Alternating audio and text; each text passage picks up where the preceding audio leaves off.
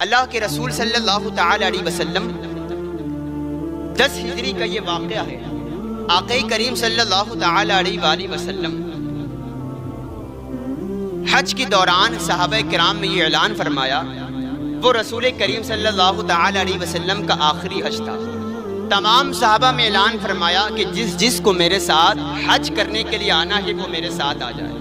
اللہ کے رسول صلی اللہ تعالی علیہ وسلم کے اس اعلان پر 1,20,000 صحابہ کرام جمع ہو گئے۔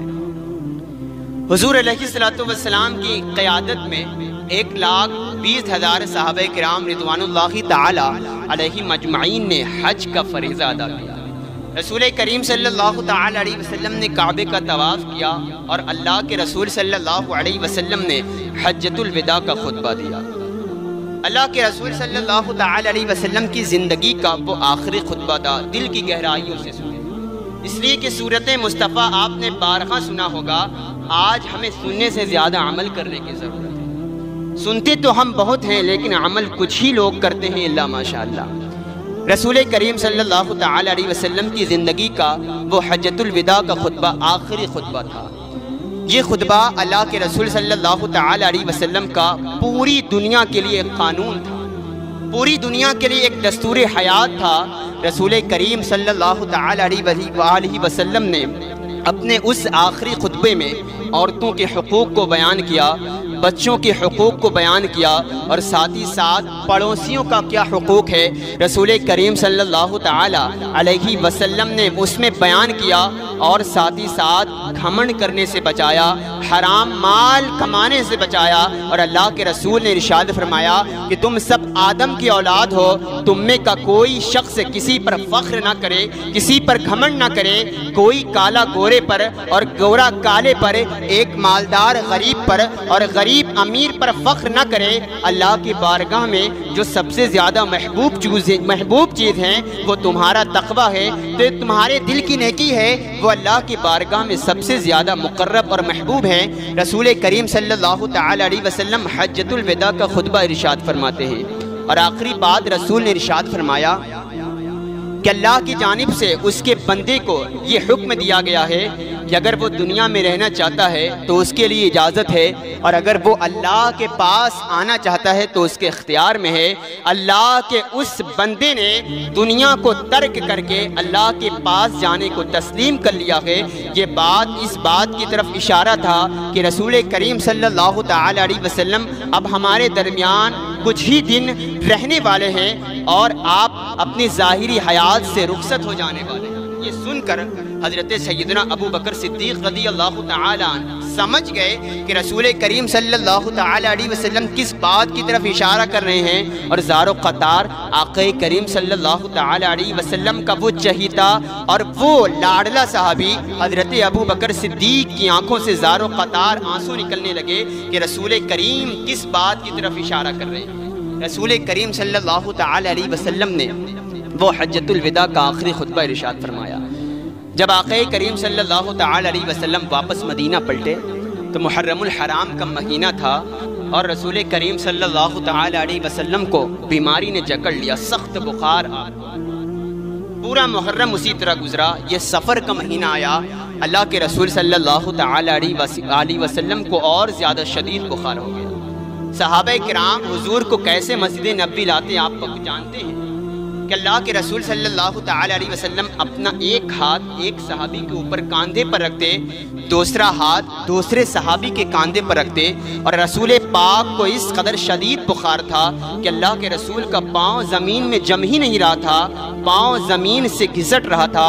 اسی طرح صحابہ اللہ کے رسول کو مسجد نبوی میں لاتے اور مصلی امامت پر تشریف فرما کرتے۔ اللہ کے رسول صلی اللہ تعالی علیہ وسلم ان صحابہ کرام کی امامت فرمایا کرتے، اس قدر شدید بخار تھا۔ اور ایک دن تو ایسا بھی ہوا کہ اللہ کے رسول صلی اللہ تعالی علیہ وآلہ وسلم اس قدر شدید بخار میں پڑ گئے کہ آپ نے حضرت سیدنا ابو بکر صدیق رضی اللہ تعالی عنہ کو حکم فرمایا کہ آپ امامت فرما دیں۔ حضرت سیدنا ابو بکر صدیق رضی اللہ تعالی عنہ رسول کریم کے مصلی امامت پر تشریف فرما ہیں۔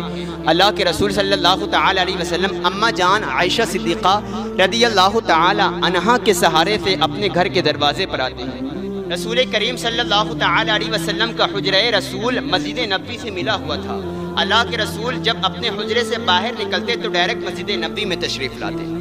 رسول کریم صلی اللہ تعالی علیہ وسلم کا حجرہ غالباً اس طرف تھا، اور اللہ کے رسول صلی اللہ تعالی علیہ وسلم حضرت عائشہ کے سہارے سے جب دروازے پر آئے تو دیکھا حضرت ابو بکر صدیق رضی اللہ تعالی عنہ امامت کر رہے ہیں اور صحابہ کرام پیچھے مقتدی بنے کھڑے ہیں۔ جیسے ہی رسول کریم صلی اللہ تعالی عنہ شدید علیل ہے، سخت بخار ہے، دروازے پر تشریف لائے، صحابہ کرام اور حضرت سیدنا ابو بکر صدیق رضی اللہ تعالی عنہ پلٹ کر حضور کی طرف دیکھنے لگے۔ نماز میں حاضر ہیں اور اسی نماز کی حالت میں حضرت ابو بکر صدیق اور تمام صحابہ حضور کی طرف دیکھنے لگے۔ اللہ کے رسول صلی اللہ تعالی علیہ وسلم نے دیکھ کر مسکرایا۔ حضرت ابو بکر صدیق رضی اللہ تعالی عنہ نے یہ سمجھا کہ آقا کریم صلی اللہ علیہ وسلم تشریف لائیں گے۔ اللہ کے رسول صلی اللہ تعالی علیہ وسلم نے نعرہ تکبیر، نعرہ رسالت، نعرہ رسالت، علماء اہل سنت حضرت مولانا شہادت حسین صاحب قبلہ، نعرہ تکبیر، نعرہ رسالت۔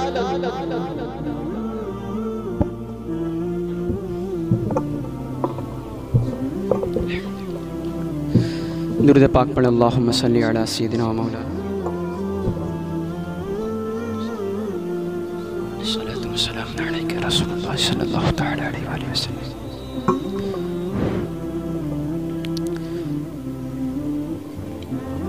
توجہ کرے آپ حضرات، چند باتیں پیش کر کے میں بڑی تیزی کے ساتھ اپنی گفتگو تمام کر دینا چاہوں گا۔ اللہم صلی علی سیدنا مولانا محمد کما تحب و ترضی بان تصلی علیہ، صلاۃ و سلام علیک رسول اللہ صلی اللہ تعالی علیہ وآلہ وسلم۔ رسول کریم صلی اللہ تعالی علیہ وسلم اپنے گھر کے دروازے پر تشریف فرما ہے۔ حضرت ابو بکر صدیق اور تمام صحابہ کرام حضور کی طرف دیکھنے لگے۔ اللہ کے رسول نے مسکرایا۔ حضرت ابو بکر صدیق نے یہ تصور کیا کہ شاید حضور آئیں گے اور مصلی امامت پر تشریف فرما ہوں گے، میں پیچھے ہٹ جاتا ہوں، لیکن اللہ کے رسول نے اشارے سے منع فرمایا کہ امامت کرتے رہے۔ اسی کے بعد جب سفر کے بعد ربیع الاول کا مہینہ آیا، 12 تاریخ اور روایت میں 13 تاریخ ہے، رسول کریم صلی اللہ تعالی علیہ وسلم حجرہ عائشہ میں تشریف فرما ہے۔ رسول کریم صلی اللہ تعالی علیہ وسلم کے اوپر سکرات کے اثرات ہیں، نزا کا وقت ہے۔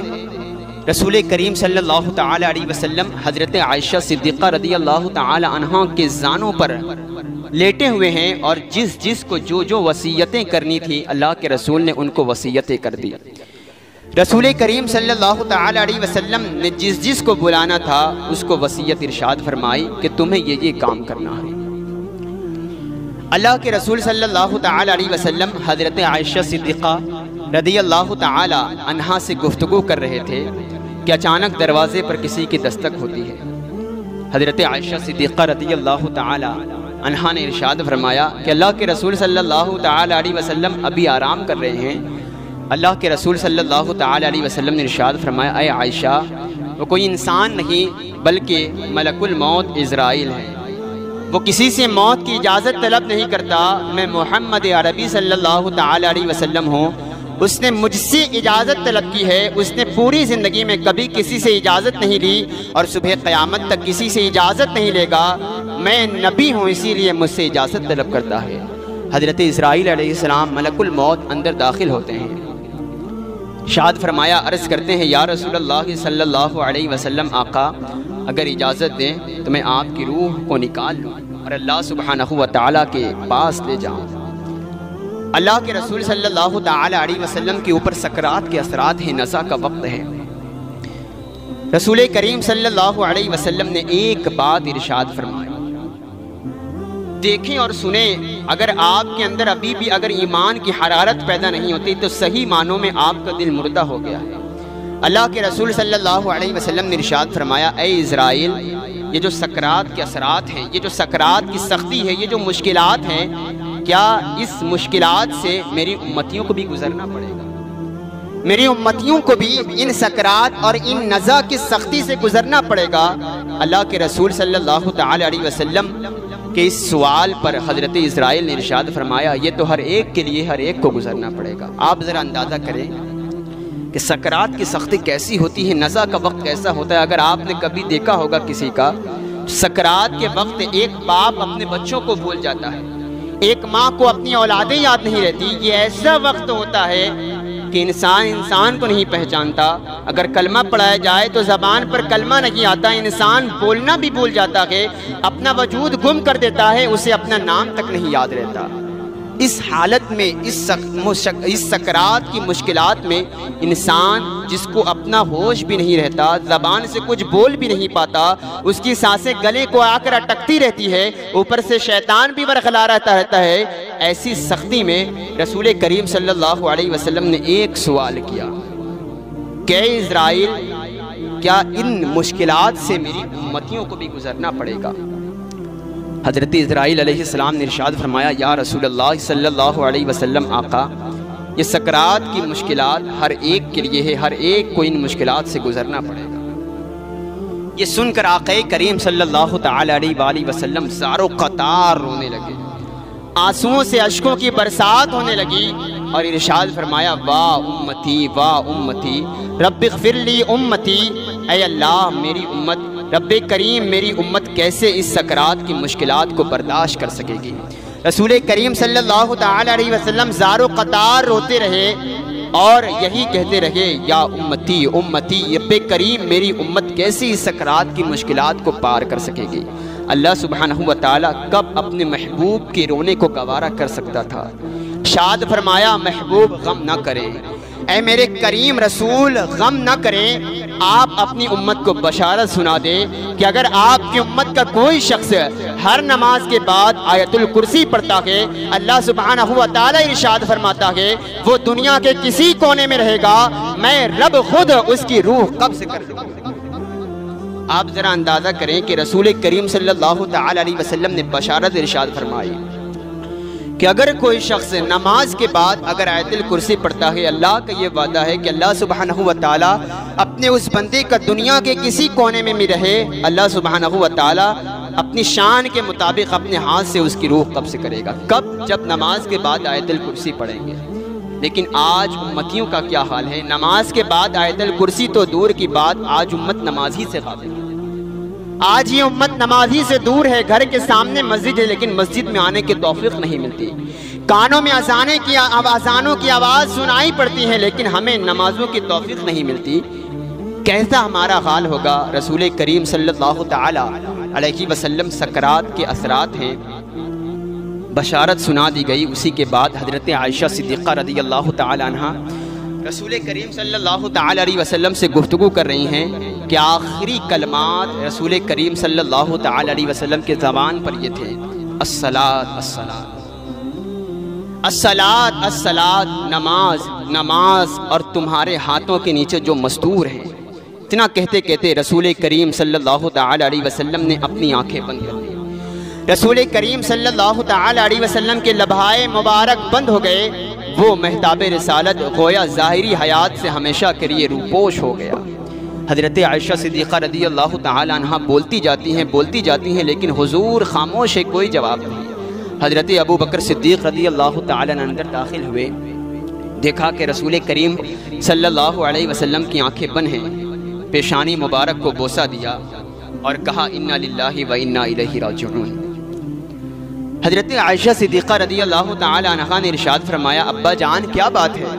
حضرت ابو بکر نے ارشاد فرمایا اے میری بیٹی عائشہ، آپ کے رفیق حیات، ہم سب کے سرتاج آقا کریم صلی اللہ تعالی علیہ وسلم اب اپنے ظاہری حیات سے رخصت ہو چکے ہیں۔ رسول کریم صلی اللہ تعالی علیہ وسلم رخصت ہو گئے، صحابہ کرام رضوان اللہ تعالی اجمعین کا کیا حال تھا؟ حضرت فاطمہ الزہرا سلام اللہ علیہا آتی ہیں، شاد فرماتی ہیں اللہ فاطمہ پر آج تک کبھی اس سے بوجھل دن کبھی نہیں آئے تھے۔ حضرت عثمان غنی رضی اللہ تعالی عنہ کا تو یہ حال تھا کہ آپ کسی سے بات ہی نہیں کرتے تھے، آپ بالکل خاموش ہو گئے تھے۔ جب کوئی شخص آپ کو اٹھاتا تو آپ اٹھتے ہی نہ، جب کوئی آپ کو بٹھاتا آپ بیٹھتے ہی نہیں۔ صحابہ کرام کی ایک عجیب کیفیت ہو گئی تھی۔ حضرت سیدنا عمر فاروق اعظم رضی اللہ تعالی عنہ کا تو یہ حال تھا کہ آپ ننگی تلواریں لے کر مدینے کے گلیوں میں ٹہلتے تھے، اور ارشاد فرمایا کہ اگر کوئی کہہ دے گا کہ میرے محبوب نبی انتقال کر گئے، یہ عمر تلوار سے اس کی گردن کاٹ کر رکھ دے گا۔ نبی انتقال نہیں کر گئے بلکہ وہ اللہ سے ملنے کے لیے گئے ہیں، واپس آ جائیں۔ یہ کیفیت صحابہ کرام رضوان اللہ تعالی اجمعین کی ہو گئی تھی کہ اب کون یتیموں کا سہارا بنے گا؟ اب اللہ کے رسول صلی اللہ تعالی علیہ وسلم ہم سے رخصت ہو گئے، بیواؤں کے سہارا مدد کون کرے گا؟ حقداروں کو حق کون دلائے گا؟ یتیموں کے سر پر ہاتھ کون پھیرے گا؟ صحابہ کرام ایک عجیب کیفیت میں محو ہو چکے ہیں، خاموش ہیں۔ رسول کریم صلی اللہ تعالی علیہ وسلم پیر کے دن انتقال کر گئے، اور اسی کے بعد آپ کا جنازہ رکھا گیا۔ بدھ کے دن تک جماعتیں آتی گئیں اور آپ کا جنازہ پڑھتی گئی، اور پھر اس کے بعد حجرہ عائشہ میں آپ کی لحد، آپ کی قبر کھودی گئی، اور اللہ کے رسول صلی اللہ تعالی علیہ وسلم کو لحد میں اتارا گیا۔ اترنے والوں میں حضرت علی کرم اللہ تعالی وجہ الکریم کی ذات گرامی تھی، اور حضرت عباس رضی اللہ تعالی عنہ کی ذات گرامی تھی۔ حضرت علی کرم اللہ تعالی وجہ الکریم اور حضرت عباس رضی اللہ تعالی عنہ دونوں نیچے اترتے ہیں۔ رسول کریم صلی اللہ تعالی علیہ وسلم کو لحد میں رکھ دیا گیا ہے۔ ایک آخری نظر صحابہ کرام بے چین ہے کہ ایک آخری نظر اس مہتاب رسالت کو دیکھ لیں کہ اس کے بعد وہ چہرہ ظاہری حیات سے جو ہم سے رخصت ہو چکا ہے ہم کبھی دیکھ نہ پائیں۔ صحابہ کرام کا مجمع جمع ہے، اور اللہ کے رسول صلی اللہ تعالی علیہ وسلم کو لحد میں رکھ دیا گیا ہے۔ صحابہ کرام اپنی ماتھے کی نگاہوں سے آقا کریم صلی اللہ علیہ وسلم کو دیکھ رہے ہیں۔ حضرت عباس رضی اللہ تعالی عنہ کہتے ہیں کہ جب رسول کو لحد میں رکھ دیا گیا تو آقا کریم صلی اللہ تعالی علیہ وسلم کی زبان مبارک ہل رہی، اللہ کے رسول صلی اللہ تعالی علیہ وسلم کی زبان مبارک ہل رہی تھی۔ حضرت عباس رضی اللہ تعالی عنہ کہتے ہیں میں نے سوچا کہ چلو کان لگا کر سنتے ہیں کہ کیا جملہ نکلتا ہے۔ حضرت عباس کہتے ہیں جیسے ہی میں نے کان لگایا تو اللہ کے رسول صلی اللہ تعالی علیہ وسلم کے لب مبارک ہل رہے تھے، اور اندر سے آواز آ رہی تھی یا امتی رب اغفر لی امتی فإنہم یعلمون، مولا میری امت کو بخش دے، یہ مجھے نہیں جانتے۔ آپ مجھے بتائیں کہ کیا ہم نے رسول کی میلاد کی محفل سجا کر ہم نے یہ سمجھا کہ ہم نے حضور کی محبت کا حق ادا کر دیا؟ ہم رات بھر زنا کے مناظر دیکھتے رہے، اپنی بدنگاہیوں زندگی گزارتے رہے، ہم سوچتے رہے کہ ہم نے حضور کی محبت کا حق ادا کر دیا؟ اپنی نمازوں کو قضا کر کے حضور کی آنکھوں کو تکلیف پہنچاتے رہے، ہم یہ سمجھتے رہے کہ ہم نے حضور کی محبت کا حق ادا کر دیا؟ رات بھر ہم گناہوں کے اڈوں میں اپنی زندگی گزارتے رہے، اذانوں کی آواز ہمارے کانوں میں پہنچتی رہی، نمازوں کی قضا پر قضا ہم کرتے رہے، ہم سمجھتے ہیں کہ ہم نے حضور کی محبت کا صلہ دے دیا۔ صحیح معنوں میں آخری وقت میں رسول نے یہ ارشاد فرمایا تھا کہ جو شخص جس سے محبت کرے گا اس کو اسی کے ساتھ اٹھایا جائے گا۔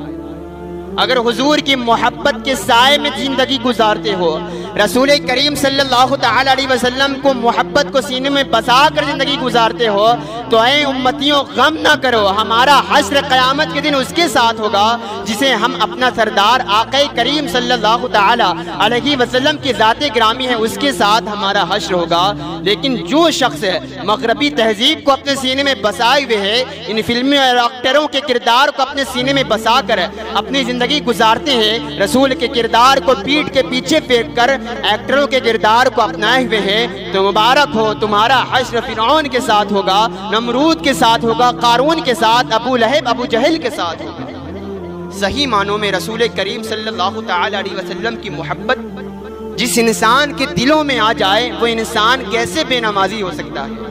جن انسان کی محبت، رسول کی محبت جس انسان کے سینوں میں آ جائے وہ شخص رات بھر جاگ کر کیسے فجر کی نماز قضا کر سکتا ہے؟